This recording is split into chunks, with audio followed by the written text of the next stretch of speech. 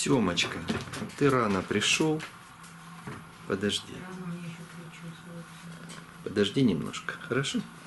Сейчас покажем новинки покупки.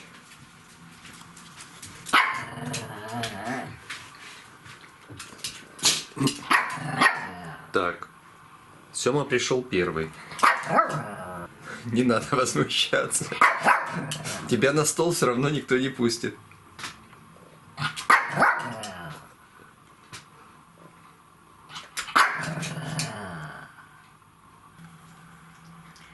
Добрый день, друзья!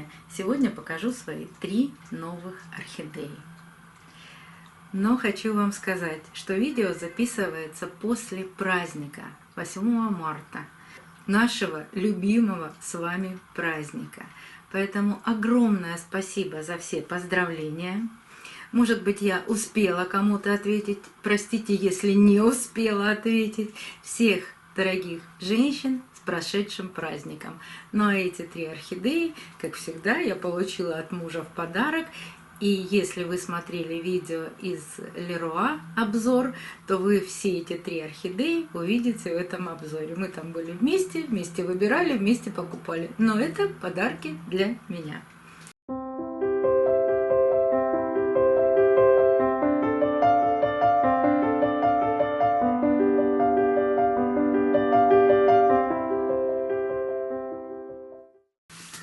И первая из этих орхидей, которую я даже не мечтала никогда увидеть в поставках Леруа, это орхидея «Летнее дыхание».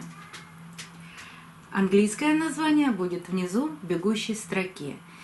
Эта орхидея чем-то похожа на каменную розу. Но посмотрите, какие у нее белоснежные, ну, может быть, даже не белоснежные, а чуть розовые рюши по краю лепестка. И она такая нежная, но кажется, что она бархатная. Вот структура самого лепестка, она бархатная. Не могу сказать, что сильно восковой, хотя обратная часть лепестка, она жесткая и даже как-то похожа на кожу,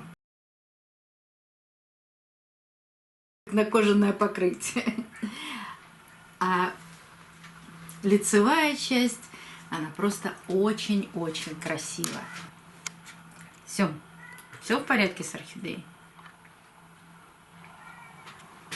Все, ложись, не мешай, пожалуйста. И ее часто продавали в группах, но маленькими растениями. Знаете, как мы покупаем в посылках азиатов, или 1,7, или 2,5. Я все время смотрела и думала, я, конечно, хочу очень эту орхидею, но покупать вот эти маленькие размеры в последнее время мне не очень нравится. Не все выживают, не все себя хорошо чувствуют. И увидев эту орхидею в Леруа, я, конечно, была потрясена и не могла пройти мимо такой чудесной и красивой орхидеи. Еще одно мое удивление. Вообще поставка была очень интересная. Еще одна орхидея — это Green Batman. Почему Green, я не знаю. В нашем переводе это идет зеленая. Зеленый Бэтмен, ну не знаю, почему зеленая, может быть, когда распускается, у нее более зеленый цвет, или это нюансы нашего перевода. Может быть, это звучит как живой Бэтмен. Ну да, она такая, с характером орхидея. Можно назвать ее и пилориком, можно назвать ее бабочкой, но мне нравится больше бабочка. Интересная расцветка, лепестки, ну, не очень тонкие, достаточно такие мясистые. Ну вот обратная часть лепестка действительно зеленая. Один бутончик она засушит, может быть, вот этот она распустит. Но у нее есть одна маленькая особенность. Во-первых, она уже растит молодой листик, а во-вторых, у нее есть еще один цветонос. Вот он. Конечно, может быть, он и продолжит свой рост, может, нет. Бывает по-разному. Но будем надеяться, что этот цветонос будет расти. И мы увидим еще одно ее цветение. И, конечно, моя давняя мечта – это орхидея пульчерима.